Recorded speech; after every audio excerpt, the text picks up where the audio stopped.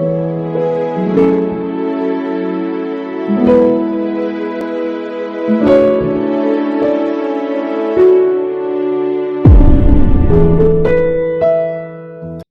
everyone, Chris J. from Blue Coat Foundation. On this podcast, we interview Monsignor Hicks. This was a very enriching and powerful podcast. Monsignor Hicks is a wealth of knowledge. He has a lot of life experience. He's been there for many fallen officer tragedies as well. And he has a lot of life lessons to share. And he does very openly. And I appreciated that. So I hope you enjoy this podcast as much as I enjoyed interviewing him. Thank you. I always see you walking around the station. Never really spoke to you over the years. Little by little, I've been getting little pieces of who you are. Seem to be kind of a well-traveled man, almost a linguist. You ride motorcycles. So who is Father Hicks, and what has been your journey to get to this point with the police? Well, I can give you my background. I was born in Providence, Rhode Island in 1941. I was the youngest of five, and grew up in an extended family because two of my mother's nieces lived with us, and my grandfather lived with us, so there was 10 of us around the table. Wow. My father was an electrical engineer, worked for the city. He was chief inspector for all electrical installations in the city, and on the board of examiners for electricians to get their license. And he was also on there was an advisory board to Underwriters Laboratory on electrical matters. And my mother, she had been clerk of the court, clerk of the Superior Court in Rhode Island, but as soon as she got married, they got married in 1925, and Mama came home to raise a family. Nice. Yeah, and the eldest in the family was my sister. She was a school teacher, and she's passed away now. She was born in 26, so you can imagine she'd be 98 this coming November. And then I have a brother that was a university professor, and then a brother that was administrator of a general hospital, and then a brother that was public relations for the American Petroleum Association. And then I was originally a criminal investigator for the Department of Justice. Spent 23 years in the Immigration Service. Prior to that, I graduated from Providence College, went to graduate school at the University of Rhode Island, and then applied for the Peace Corps, and spent 3 years in northeast Thailand, up on the Lao-Cambodian border in Sisaket province. And then when I returned to the States, I took the exam for the Border Patrol and passed it, and was in the 97th session of the Border Patrol stationed in Fort Hancock, Texas. And that was in 1970. And spent about 3 years on the Border Patrol, and then transferred to criminal investigations in Immigration Service here in Los Angeles. And worked that for the rest of my career, basically. I had every aspect of, pretty much every aspect of immigration service. I worked investigations, I worked deportation and detention, I did examination work, and then was transferred to the regional office down in Laguna Niguel, and that was in 1985, and retired in 93. And subsequent to my retirement, I got on one of my Harley Davidsons and rode to Shawnee, Oklahoma. We call it discernment. I spent a year in a Benedictine monastery there in discernment, whether I was called to the clergy. And came back in 95, and in August of 94, in August of 95, I started up at St. John's Seminary in Camarillo. And because I had had a Dominican education, Dominican Fathers, Providence College, it was only 4.5 years for me, and I was ordained in January of 2000. So I'm 24 years a priest. I was 23 years with the Immigration Service. Now I've been 24 years a priest. And this is my third assignment. I'm pastor here at St. Basil's here in Los Angeles, downtown Los Angeles. My first two assignments, one was in San Pedro, and the other was in Woodland Hills. I am also director of the Cardinal McIntyre Fund for Charity for the Archdiocese, and I'm a chaplain with the Los Angeles Police Department and had been since about 2001 or early 2002. And never Wow. looked back. Yeah, that's an amazing career. Well, it's a career. I never thought of it as being particularly amazing, but it's as things came along. One thing I would add there, I am a recovering alcoholic as well, Wow. which was very fundamental in me making certain decisions in my life when I got into recovery. I've been in recovery now 34 years. It will be 35 years in April. Congratulations. Well, it's more than congratulations. The only show in town, let me tell you. Yes, sir. And I'm very happy about it. And I still work the program, and I work with people. And in fact, we even have the meetings here at St. Basil's on Monday nights, Men's Stag. So life is good. Yes. I don't regret much in my life. I ride motorcycle. I still ride motorcycle and Harley Davidsons, and I get a lot of my enjoyment that way and relaxation. Get the bike and ride up to Ventura and have lunch with friends. I ride quite often with the retired rector at St. Sophia's Orthodox Cathedral down here on Normandy, John Bacchus, and we ride together and we enjoy one another's company and we really have a good time. I've also ridden with Dennis Sines, who is retired LAPD, had been MOTORS, and also had been very involved in, I believe, the department union, and had also been on the city council here in LA. And his son is now captain on the police department up at the academy. Okay. He's a captain in training up at the academy. I've gone back and forth whether I want to get a motorcycle or not, and if I decide to, I will come to you for advice and maybe for There's a good nothing ride. like a Harley Davidson, in my opinion. I love driving up and down PCH. Uh-huh. I can't even imagine it being on a motorcycle. It must be amazing. Oh, it's very enjoyable. We'd meet up in La Cañada, Flint Ridge, and then get on the 210 out to the 5, up the 5 to the 126, across through Fillmore and Santa Paula to Ventura, and What about just like with a sidecar? I'll just ride with you in the sidecar. well, I have a trike. Okay. That's for my old age, Got it.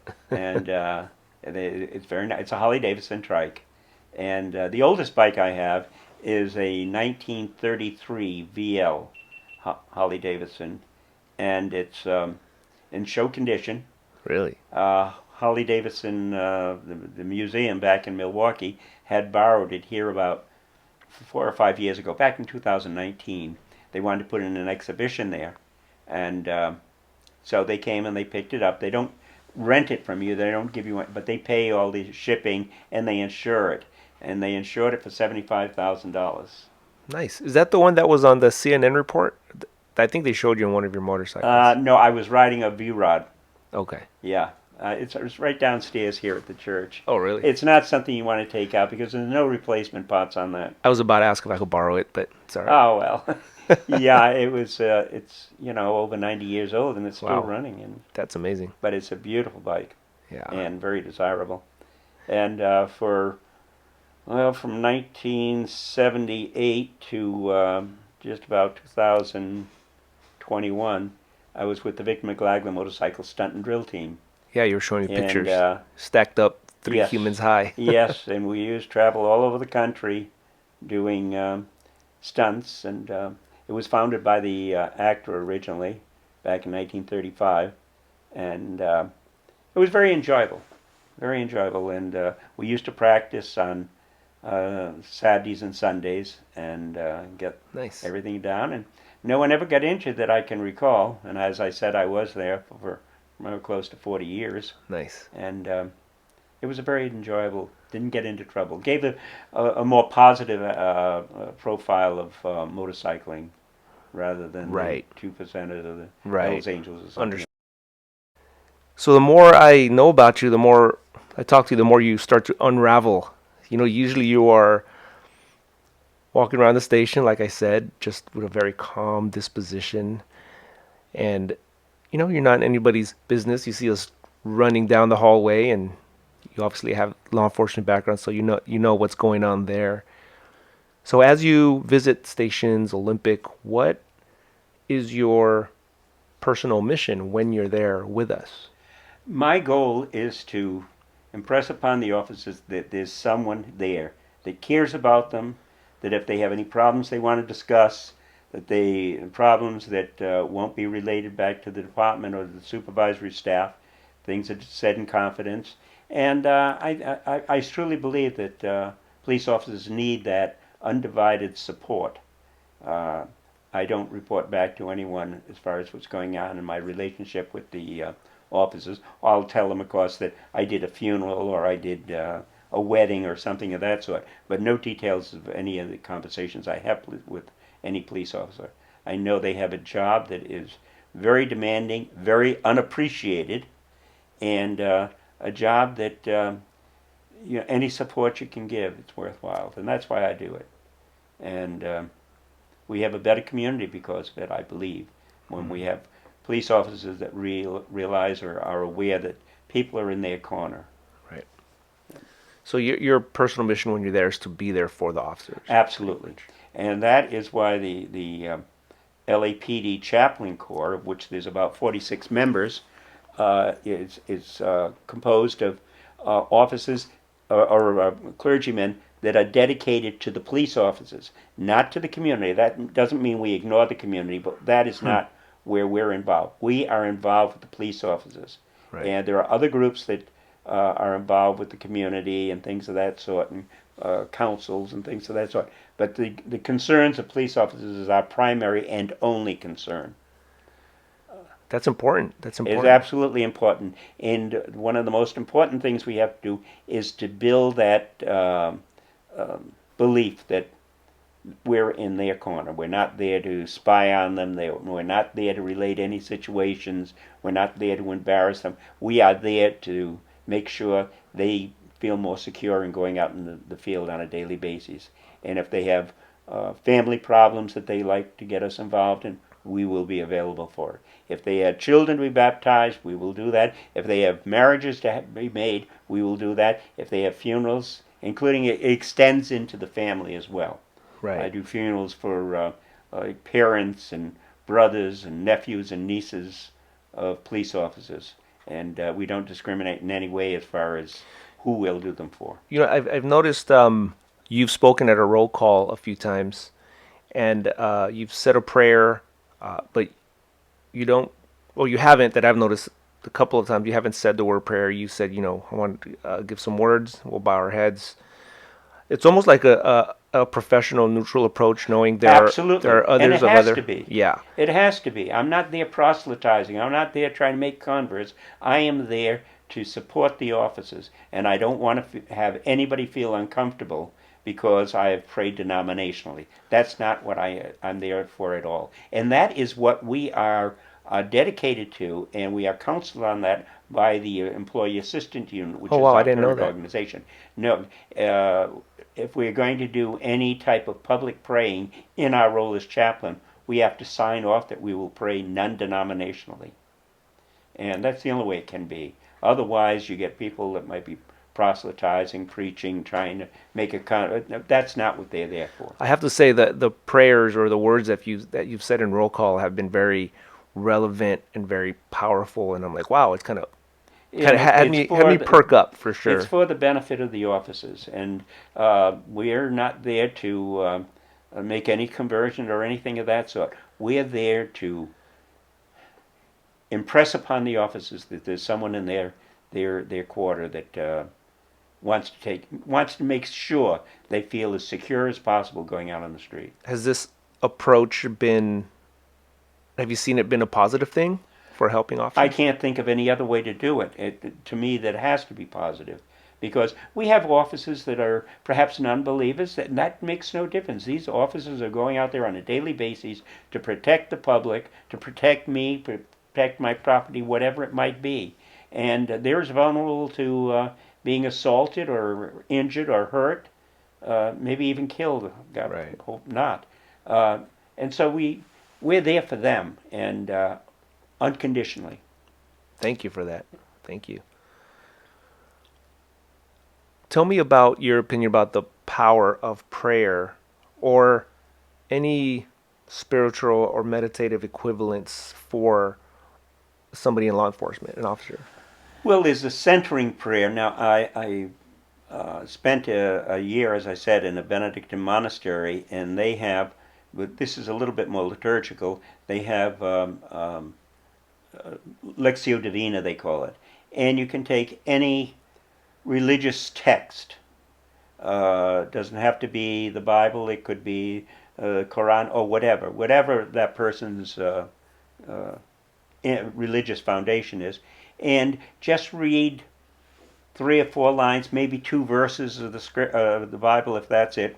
Any place in the Bible, open it, just read them, and then read it a second time, and a third time, and a fourth time, and then you ask yourself, what does that say to me today?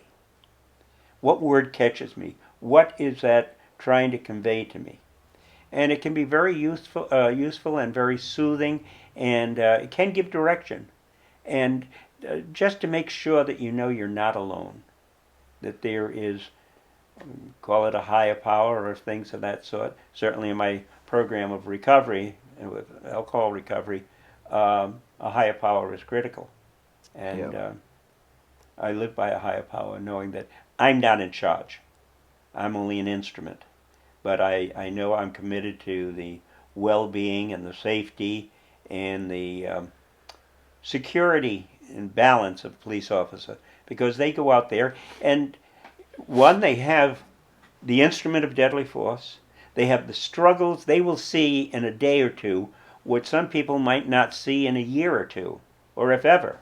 They will see tragedy right up there in their face. They have to make decisions, and they are fully aware that that decision is going to be second guessed by a whole line of authority if that decision becomes controversial, whether it's going to be the press or it's going to be their other police officers, and certainly the staff, the ranking officers are going to go and investigate that, and they're going to do it at their leisure. But this officer had to make that decision split second, and so that's why I'm there for the officer. Right, right.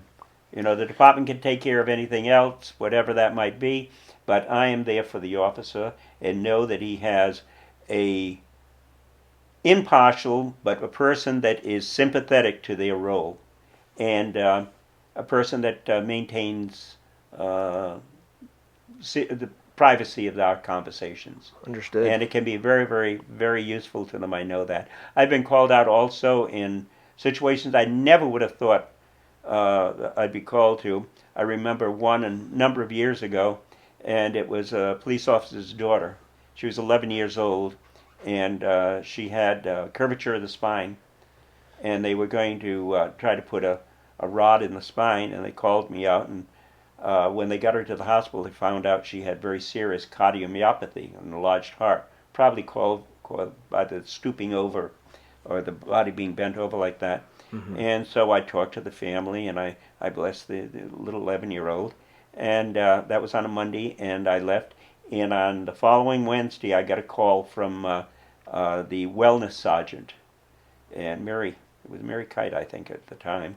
And the child wasn't doing very well at all. So they asked me to go down again, which I did.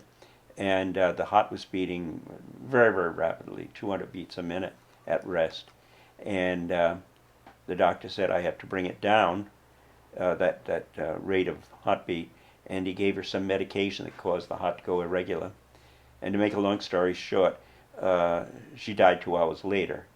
And the mother and the father were there, and the mother, of course, the doctor came in, and the mother saying, "What can we do? What can we do?"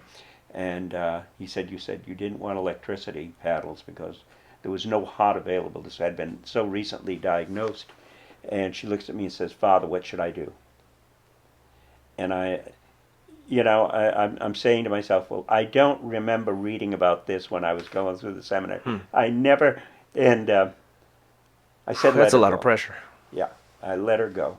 And she did pass. They didn't revive her, and I did all her services. I did the rosary, and I did her funeral mass, and I did her burial, and realizing that Just this simple priest from Providence, Rhode Island, had been called upon to make one of the most devastating decisions for that family.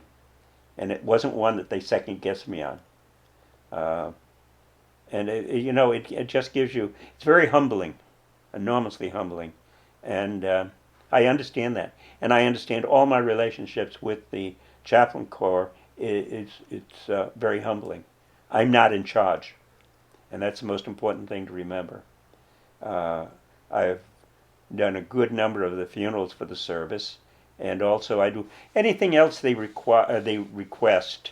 I do invocations at graduations, and I do invocations at retirement parties. I do whatever a chaplain would do Right. when attached to an organization, Right. and Right. it's rewarding.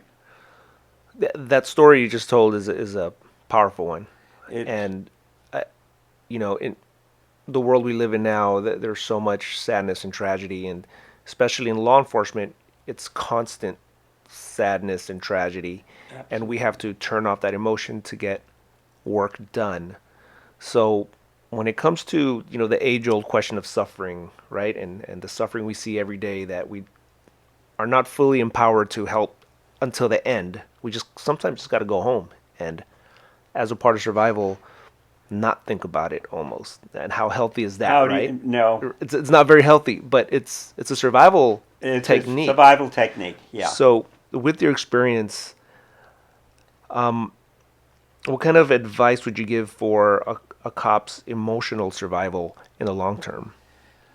In the long term, I have dealt with individuals in BSS, behavioral services, and very positively dealt with a number of the psychologists there. If a police officer feels as though he's challenged more than his what he perceives as his skill to cope with it, I definitely think he should discuss those matters with them. BSS officer, a psychologist, a psychiatrist, and psychologists, I think they are. And he's it's nothing to be ashamed of. And the I don't think there's any occupation, none whatsoever, that in any way comes to that level of stress, second guessing, and there's deadly force there. And you know, police officers are human beings, and they have all the stress that every other human being has, plus the occupational stress of perhaps taking another person's life or losing their own life in Right. their responsibility as enforcement officers. So seek any type of support that you can get. I'd also impress upon them that the marriages also can take a terrible hit when it comes to police work. Um, a police officer sees in a day what some people will never see in their life, and they have to cope with that. You can't say, "Well, forget about it." That's not what the psychological makeup of an individual is. They go forget about it. No, it's like say, don't think of red monkeys when you're trying to. There's that old It's the power Indian. of suggestion, Yes, right? yes, exactly. So it's there, and it has to be dealt with, and the stress of their entire occupation has to be dealt with. So uh, take advantage of whatever is available. Take advantage of the chaplains. Take advantage of peer offices. Take advantage of anything that's supplied to keep you stable, to keep you balanced, and to maintain your humanity. And that's so important because cynicism is probably the most deadening aspect of anything like police work. You get very cynical about, it's not appreciated by the person I do it for on their behalf. I might have made a mistake and I'm going to be criticized by the press, and then I'm probably going to be evaluated negatively by my superiors. This constant scenario it's deadening. Of course, this is another aspect of we see, unfortunately, heartbreakingly, uh, police officers taking their life. And I've I know the department in the past, the statistics were about 3 on-duty suicides every 2 years. But this year we've had 3 already Right. since last August.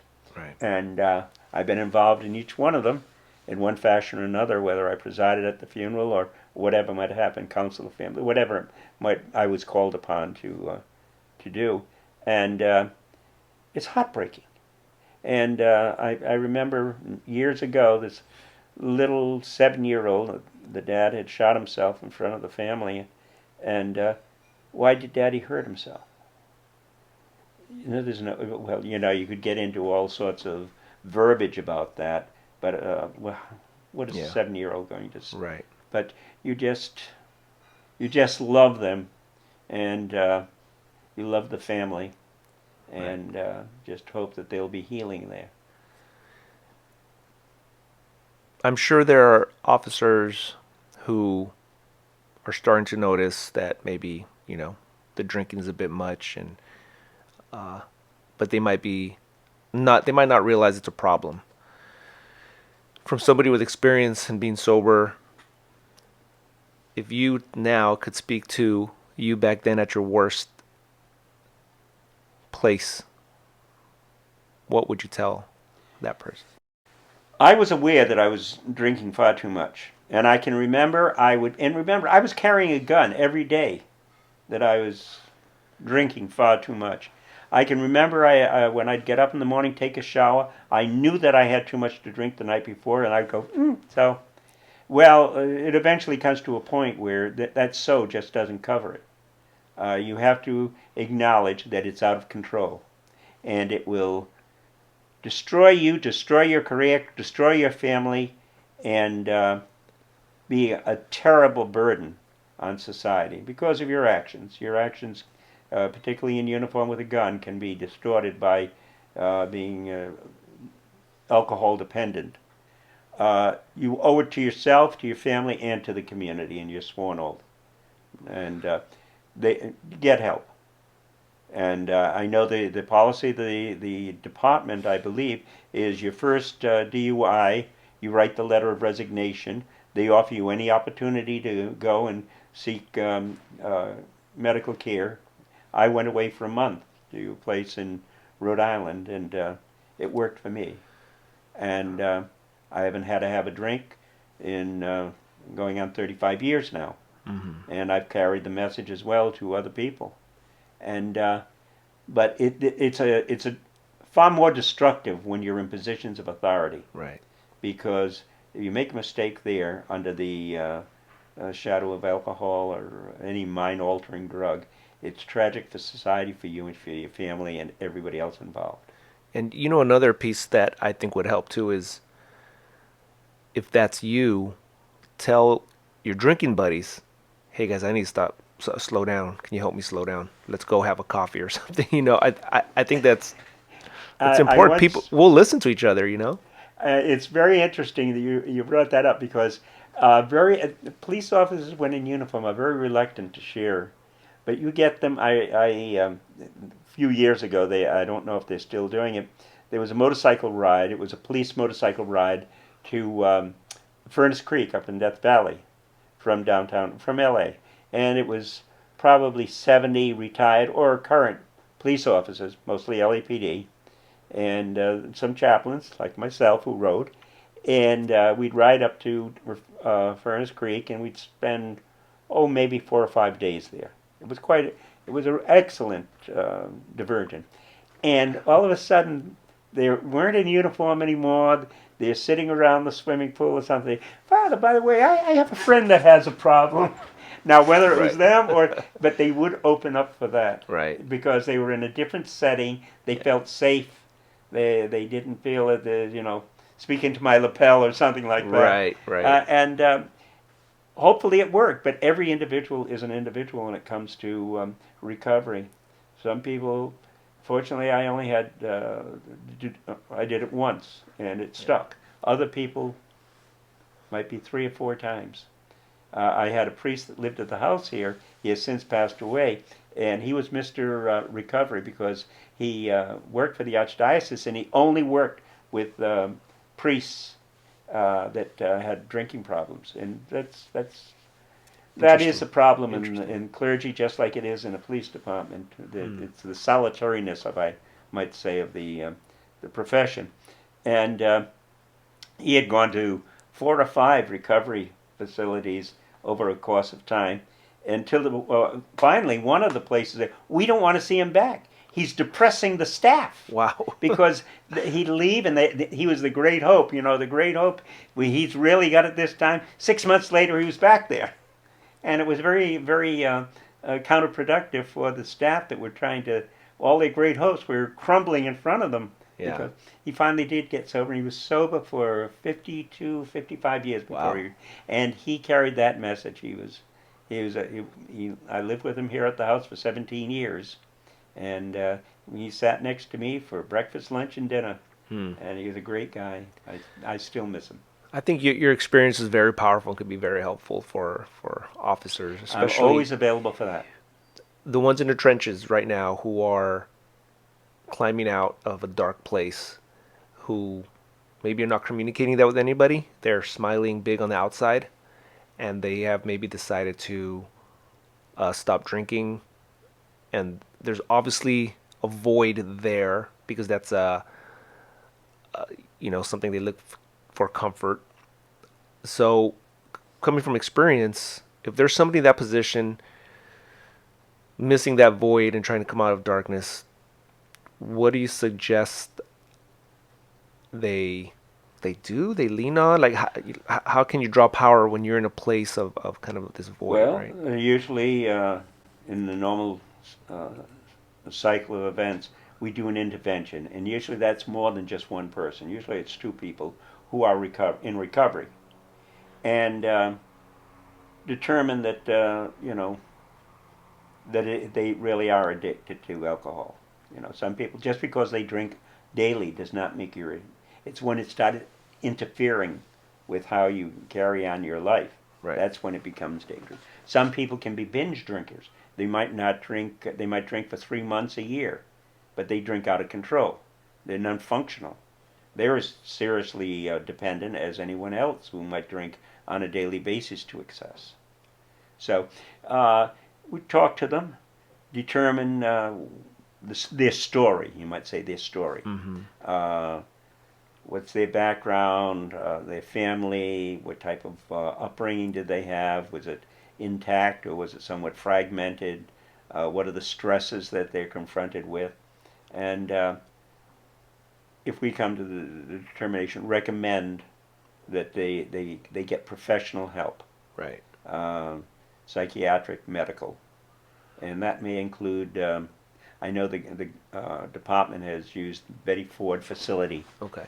And positively. I mean, you don't have to fight them to get out there. Right. Because they know, the department has and the community has a tremendous investment in each police officer.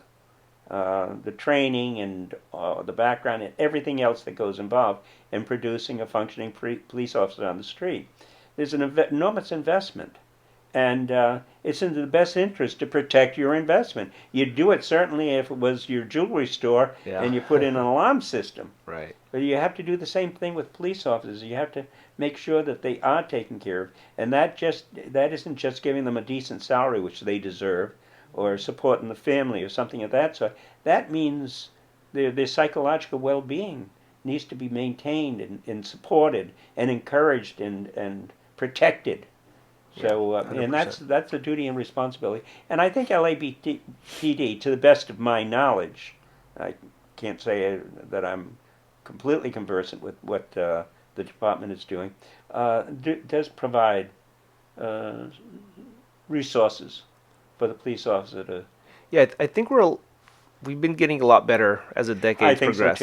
I think so too. I do notice from being on Inside Now that the culture's still very strong against certain things, right? And not that anybody's openly against therapy, but that idea is still very. It's still very like what? Well, what therapy is saying is you have a weakness that we have to work on, and no one wants to admit they have a weakness. I don't care if they're a cop or a priest or a mill worker. No one wants to admit I have a weakness. a Yeah. dependency. Mm-hmm. I'm not fully in charge. And of course, as I said, the corresponding challenge with police officers is the job they do. The nature of it, The and nature of it is very demanding, and not everybody's cut out to be that, for sure. right. And it's on a daily basis. This isn't something that they encounter once every 6 months or so. Yeah. This is something that is daily confronting them. Even though they may have a wonderful day of nothing, there is always that chance, and they have to be aware of that. They have to be prepared to switch from being very happy and fulfilled into challenge beyond any human awareness. You know. Yeah, and it's always in the background. So it's just this constant non-clotting rupture that just kind of bleeds into your personal life as well, right? Cause Oh, absolutely. And they challenge one another. Yeah. The personal life challenges your police role, and the police role challenges your personal life. I think one of the challenges is each other. And like I said, part of that culture that we don't sometimes allow each other to, identify these weaknesses, right? That's it. And the word weaknesses is exactly the one that strikes fear into the heart of a police officer. Because he's not supposed to be weak. He's supposed to be in charge. He's supposed to be able to cope and to handle any situation. Right. So I can see why that is an awareness or a liability or whatever you want to call it. It's a challenge, at least. Yeah, maybe even change your perspective to finding strength in identifying your weaknesses, right? I mean, Oh, yeah. Once you know your weaknesses. Even saying it sounds like a hard conversation to have, like after a caper at work. Oh, of course it is. Just, Where there's a statement in some of the recovery programs, you're only as sick as your secrets. Wow, can I write that down, please? Certainly, Well, we're recording, so and just acknowledge where your challenges are and work with them and share them with people you trust. There you share go. Them with people that will have some remedial training so that they can help you on that. And yes, people who surround yourself primarily with people who won't judge you if you're going to bring these. It's not a question of judgment on that, because everybody's has something going on in their life that if they could change it, they would. Right. And it may be beyond anything they can personally cope with. Right. But they can if they have support of other people, whether that be a doctor or a psychologist or just the head of a household. Yeah, sometimes it could come from the weirdest places. You never know. Oh, yeah. So. Absolutely. Have you been personally affected by somebody you know who has died in line of duty? Or is there any one that you've been involved with that you'd like to dedicate this interview, this conversation podcast to? I would dedicate it to the year 2014, the LAPD. And in 3 months, we had 3 on-duty deaths. I was involved in every one of them. Funeral services, I still remember the names, I remember the dates, I remember everything about them. I remember the families. And it was just heartbreaking. And BSS came in to see me. At one time, they used to be right across the street here. Yeah. And I remember that. A couple of the officers a couple of the psychologists came in. How are things going? Because we had one in March, one in April, and one in May. Yeah. And each one was sadder than the next. They were all sad. They were all brutally sad. And each one had its own burdens and its own challenges. Right. But, you just say to yourself, you have to carry on. Yeah. And that was both for the department and for the clergy that were involved. And we did. And but it was not easy. It never is easy. And all I can remember is as they unfold, you did the first one and you knew the depths of involvement and depression and sadness you'd encounter. And then the next one would start, and you would say, I know I'm going to go through that same thing again, and I have no control over it. I'm going to have to meet with that family. I'm going to have to counsel that family. I'm going to have to do the service. I'm going to have to be there when the tears are coming, and you feel almost powerless. And then the third one was the same way. And each one of them had its own dynamics of sadness and inability to. You just felt you know, what can I do? That was a rough year. It was extremely, extremely rough. We had 3, March, April, and May, and I'll never forget that year. And that's why I would dedicate it to that year of the 3 offices. Thank you for that. Who do you go to when all this catches up to you emotionally? Okay, I go to some other chaplains. All right. Yeah. And also, I have a very, very good friend who's a psychologist with the department. Okay. And she checks up on me from time to time. Good. And, I was going to offer myself. Hmm? I was going to offer myself. Okay. If you want to grab a cup of coffee, Oh, let yeah. me know. Yeah, and you know, it works. And one of the dimensions of St. Basil's is I have a number of priests that are here that are having some trouble in their ministry. Mm-hmm. And nothing to do with the scandal, but you know, they may have alcohol or Right. whatever. Human And things. burnout of some sort or Yeah. another. And so I work with them as well. And I've been here, let me see, I came in 2006 as pastor here, or originally as administrator and then pastor. And so I have that, and I have people to talk to here. We have a large house, we eat together, which, you know, so many parishes don't have that anymore. You might have 1 or 2 priests in the parish, and they may be talking to one another. Right, right. And but we have altogether. There are 9 of us in the house, Okay. and we eat together. We have a full-time cook, and You guys live here? I live here. Yeah. Oh, I don't think I knew that. Oh yeah, I live here. I came here have as a kid. condo in Whittier. Came here as a kid. I think I told you that. Yeah. Yeah, yeah. So, Yeah. okay. The house has 11 suites, Okay. Okay. and so yeah, I live here and take my meals here and keep 4 of my motorcycles here. All right. I'm sure you could take care of yourself, but we'll be doing some extra patrol for you, sir. So. Oh, you know, anybody that's going, oh, I can take care of myself. Well, that's immediately when I say, let's do a little thinking over that Yeah. before Right. you don't know the pitfalls that are coming, and you're sure you can take care of yourself. Well, Yeah. I hope you can. Yes. That's Yes. it. This has been amazing. Ah. Thank you so much for your time and for letting Oh, me sure. inside No, your no home problem. and your office. Your office is great. All the memorabilia here, stuff All you're those showing me. magazines are either stamp magazines, I'm a stamp collector, and or motorcycle magazines. Okay. Yeah, thanks for letting me move little trinkets Oh, around so I sure. could place no my problem. cameras No up. problem. Yeah. But I want to finish up. I've never done this before. I want to finish up with a couple of like quick fire questions, quick Sure, answers. sure. All right. I have 5 of them. Number 1.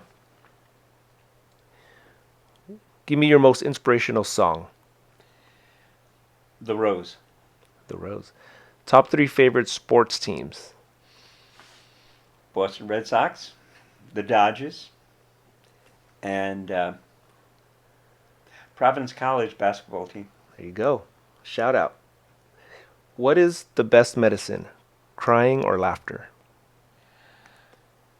Both are necessary. I prefer laughter, and I think laughter might be more of a symbol of healing. Is it about the journey or the destination? It's the journey. It's the journey. You live the journey. The destination is only a place that you arrive at. What is the meaning of life? Being, of course, as a clergyman, I believe eternal life. I believe that I am created for a purpose in this world, and that if I will just get out of my own way, that purpose will be attained. That's the most important thing, that so many of us want to manipulate and control and our own lives and our own destinies, and we trip over ourselves. Realize that you're the instrument of a higher power for the entire creation, and you're put here for a purpose, and that purpose will develop if you'll simply let it. Would you give us the honor to close out the podcast with a prayer? Sure. Lord God, we gather to acknowledge our roles. We gather to project what can be a healing message for those we encounter. We gather to acknowledge that everyone is vitally important in the plan of society, the building of family, the building of all those good features that society thrives with. We ask your blessing upon Chris. We ask your blessing upon this house. We ask your blessing upon Los Angeles Police Department. These police officers are sincere, but they face a very, very challenging community. Give them the strength, the insight, and the purpose, and know that they always have the support of chaplains, peers, and the department, and hopefully the thinking members of the community. In your divine name we pray. Amen. Amen.